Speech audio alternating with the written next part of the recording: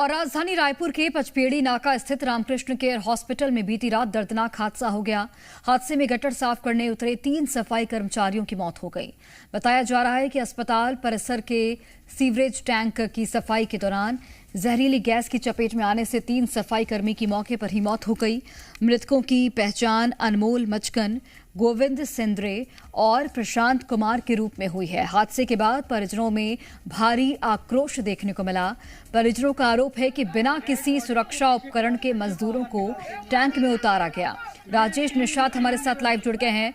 राजेश, दम घुटने से दर्दनाक मौत और 3 कर्मचारियों की मौत हो गई है। हमने तस्वीरें देखी कि किस तरीके से अस्पताल में हंगामा हुआ है और सुरक्षा के क्या इंतजाम थे? क्या बिना किसी सुरक्षा उपकरण के ही टैंक में उतार दिया गया क्योंकि पैसे भी ज्यादा लिए यहां पर मजदूरों को दिए गए थे?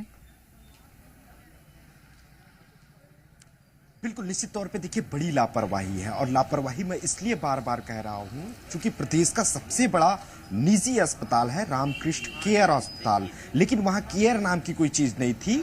जो सफाई कर्मी हैं, जो नीचे एक के बाद एक दूसरे की जान बचाने के लिए जिनकी जानें चली गई, लेकिन सबसे हैरानी की बात यह है आधे घंटे तक उनके साथी मदद के लिए गुहार लगा रहे थे। अस्पताल प्रबंधन से रस्सी की मांग की जा रही थी। कल जिस तरह से हमने जो एक सफाई कर्मचारी है गगन से हमने बात की थी, गगन का यही कहना था कि आधे घंटे तक हम बिलख रहे थे, रस्सी की मांग कर रहे थे ताकि हम अपने साथी को किसी तरह बाहर सुरक्षित निकाल पाए। लेकिन उनकी तमाम मिन्नतें, तमाम गुजारिशों के बावजूद खामोशी का लबादा अस्पताल प्रबंधन ओढ़े रखा था, जिसके चलते ये जो 3 सफाई कर्मी हैं जिनकी दम घुटने से जान चली गई। बेहद दर्दनाक ये हादसा था और अभी हम चूंकि मोर्चरी के बाहर मौजूद हैं और यहाँ उनका चूंकि पोस्टमार्टम किया जा रहा है और इधर तस्वीर देखेंगे तो पुलिस के द्वारा आगे की जो फॉर्मेलिटीज हैं वो पूरी की जा रही है।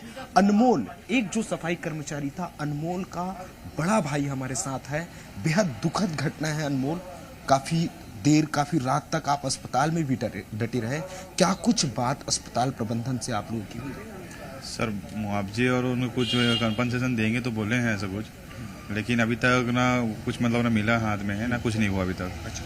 तो सर मैं आपके मीडिया के माध्यम से बोलना चाह रहा हूँ सर कि सर वो प्राइवेट सेक्टर है, वो इस हिसाब से देगा सर। हमको क्या है सर, गवर्नमेंट की तरफ से कुछ मतलब अगर सहायता राशि मिल जाए, प्लस उसके साथ क्या है मतलब ना मेरे जो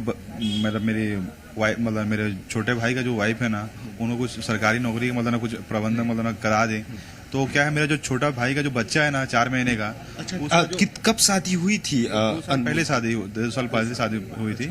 4 महीने का बच्चा है तो उसका क्या है वो पालन पोषण कर सके उसके, तो उस चीज के लिए सर मतलब ना अभी तो कुछ हो नहीं सकता सर। इतना मतलब ना लापरवाही हो चुकी थी उन लोगों के साथ। उन लोग मतलब ना कुछ मतलब वो करे भी नहीं। हम लोग जो उनको कंपनसेशन भी बोले थे ना, उसको भी पूरा नहीं करें अपने हिसाब से, वो अपने दिए अपने वो।